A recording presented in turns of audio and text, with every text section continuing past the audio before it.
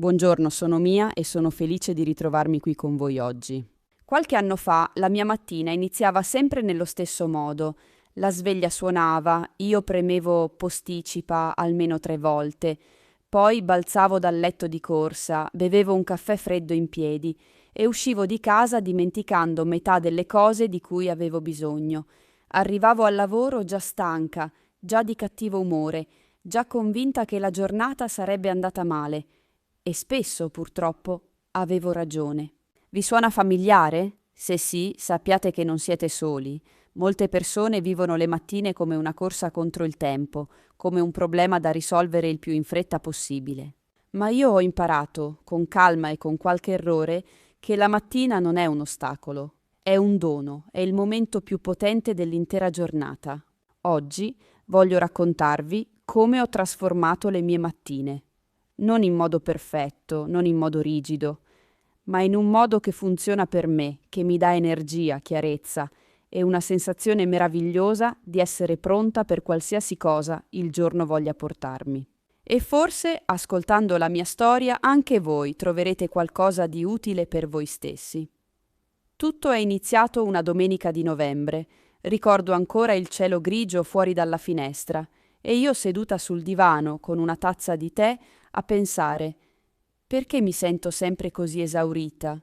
Perché non riesco mai ad iniziare bene la giornata? Era una domanda semplice, ma in quel momento mi sembrava enorme. Avevo letto da qualche parte che molte persone di successo hanno una routine mattutina precisa, non una routine complicata, non qualcosa di impossibile, semplicemente un insieme di abitudini piccole e costanti che preparano la mente e il corpo per la giornata. Quella domenica ho deciso di provare. Ho preso un quaderno, una penna e ho scritto: come voglio sentirmi ogni mattina? La risposta era chiara, calma, concentrata, pronta. La prima cosa che ho cambiato è stata la sveglia, non l'orario, quello è venuto dopo, ma il modo in cui rispondevo alla sveglia. Ho smesso di premere posticipa. Lo so, sembra una cosa piccola, ma quei 5, 10, 15 minuti extra nel letto non sono un vero riposo, sono una tortura lenta. Ti svegli già in ritardo, già in colpa, già sotto pressione. Ho iniziato ad alzarmi subito, non appena l'allarme suonava, e i primi giorni è stato difficile, non vi mentirò. Ma dopo una settimana qualcosa è cambiato. La seconda cosa che ho aggiunto alla mia mattina è stata l'acqua. Prima ancora del caffè, prima ancora di guardare il telefono, bevo un grande bicchiere d'acqua. Il corpo dopo ore di sonno è disidratato e quella semplice azione, bere acqua fresca appena svegli, dà al cervello un segnale chiaro. È ora di iniziare. È scientifico, ma soprattutto lo sento. Mi sveglio davvero con quel sorso. E il telefono? Ah, il telefono. Questo è stato il cambiamento più difficile di tutti.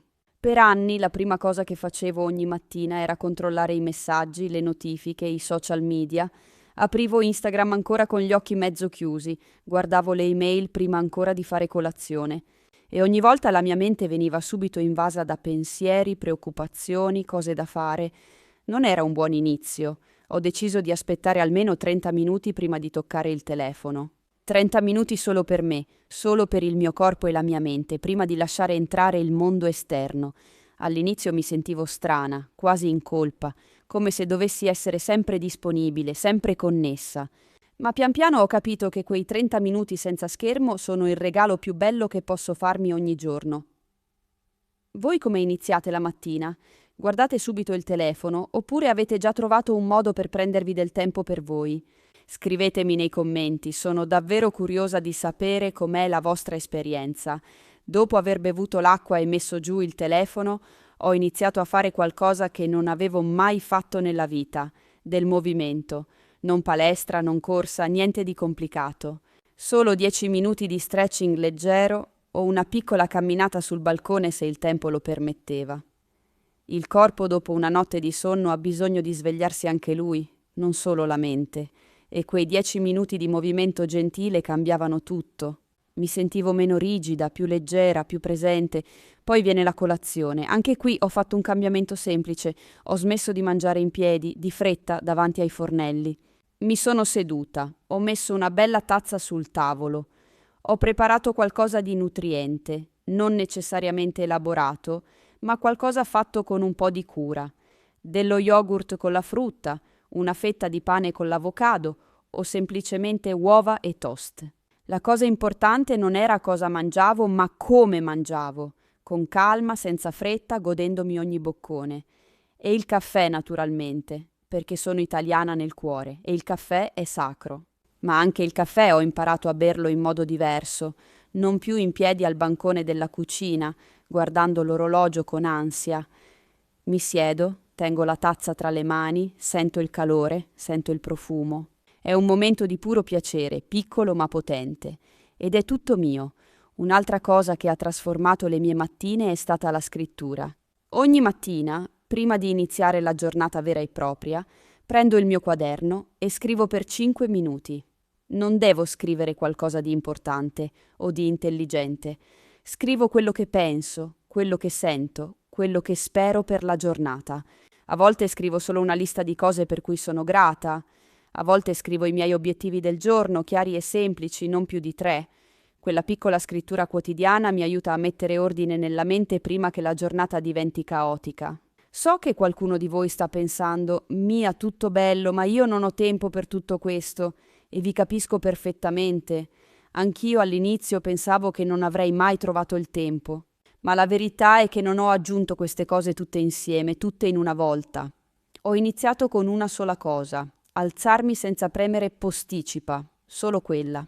Dopo qualche settimana ho aggiunto l'acqua, poi ho spostato il telefono lontano dal letto, un piccolo passo alla volta, e la routine si è costruita da sola, in modo naturale.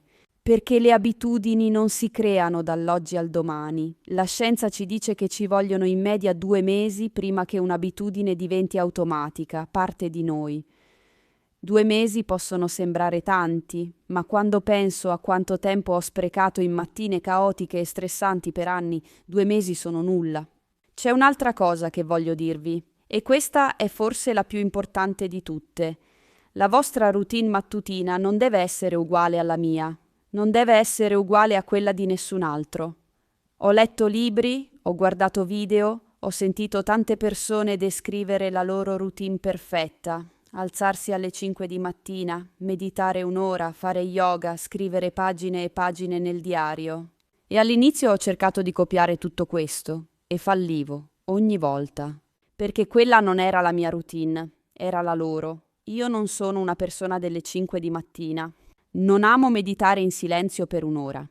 Preferisco camminare, scrivere, bere il mio caffè con calma. E quando ho smesso di seguire le routine degli altri e ho iniziato a costruire la mia, basata su quello che mi dà energia, su quello che amo fare, tutto è diventato più semplice. La domanda che vi invito a farvi oggi è proprio questa: cosa vi fa sentire bene al mattino? Cosa vi dà energia? Cosa vi mette di buon umore? Potrebbe essere una passeggiata, potrebbe essere ascoltare musica, potrebbe essere leggere 10 pagine di un libro. Qualsiasi cosa sia, quella è la base della vostra routine. Non serve altro. Voglio anche parlarvi di un errore che ho fatto spesso all'inizio: essere troppo rigida. Se un giorno non riuscivo a fare tutto quello che avevo pianificato, se dormivo troppo, o se c'era un'emergenza, o se semplicemente non avevo voglia, mi sentivo in colpa per l'intera giornata, come se avere saltato lo stretching mattutino avesse rovinato tutto. Questo è un errore pericoloso. Una routine deve essere una guida, non una prigione. I giorni difficili esistono, le mattine caotiche esistono. Avere un figlio che si sveglia alle 6 con la febbre, avere una notte di sonno pessima, avere qualcosa di urgente da gestire, queste cose capitano, e in quei giorni la cosa migliore che potete fare è adattarvi, non giudicarvi. Fate quello che potete. Anche solo bevete il vostro bicchiere d'acqua, è già qualcosa, è già un atto di cura verso voi stessi. Con il tempo ho imparato a essere gentile con me stessa, e questa forse è la lezione più grande che la mia routine mattutina mi ha insegnato. Posso prendermi cura di me, posso scegliere come iniziare la giornata. Ho più controllo di quanto pensassi. Non controllo sulle cose che accadono fuori, ma controllo su come mi preparo ad affrontarle. Oggi la mia mattina ideale dura circa 1 ora. Mi alzo, bevo l'acqua, faccio un po' di stretching, scrivo nel mio quaderno, preparo la colazione, mi siedo, mi godo il caffè, un'ora di pace, di silenzio, di cura, prima di iniziare le chiamate, le email, il lavoro, le riunioni. Prima che il mondo chieda qualcosa da me, quell'ora è mia. E la cosa straordinaria è che quella piccola ora ha cambiato non solo le mie mattine, ma l'intera mia giornata. Sono più paziente, sono più concentrata, gestisco meglio lo stress. Non perché la vita sia diventata più semplice, ma perché io sono diventata più forte nel modo in cui la affronto. Se state ascoltando questo episodio in italiano, magari state anche cercando di migliorare la vostra comprensione della lingua. E allora voglio dirvi una cosa. Il fatto che stiate ascoltando, che stiate cercando di capire, che stiate dedicando del tempo a imparare, questo è già una forma di routine mattutina, o serale, o pomeridiana. È già un atto di cura verso voi stessi. Continuate così. Se questo episodio vi è stato utile, se avete trovato qualcosa che potete portare con voi nella vostra giornata, vi chiedo di lasciare un commento qui sotto. Raccontatemi, avete già una routine mattutina? C'è qualcosa che vorreste cambiare? Sono qui, vi leggo tutti e mi piace tantissimo sentire le vostre storie e i vostri pensieri. E se il podcast vi piace, se tornate qui con piacere ad ascoltare storie in italiano, potete iscrivervi al canale, è gratuito e non perderete nessun episodio. Siamo una piccola comunità che cresce ogni giorno e ogni nuovo ascolto conta davvero. Prima di salutarvi, voglio lasciarvi con un pensiero. Le mattine non devono essere perfette per essere buone, non devono essere lunghe per essere significative. Basta un momento, un solo momento di presenza, un respiro profondo, un sorso d'acqua, un minuto in silenzio, per dire al vostro corpo e alla vostra mente: sono qui, sono pronta, questa giornata è mia. Spero che domani mattina, quando suonerà la sveglia, vi ricordiate di questo e magari proviate qualcosa di diverso, qualcosa di piccolo, solo per vedere come vi fa sentire.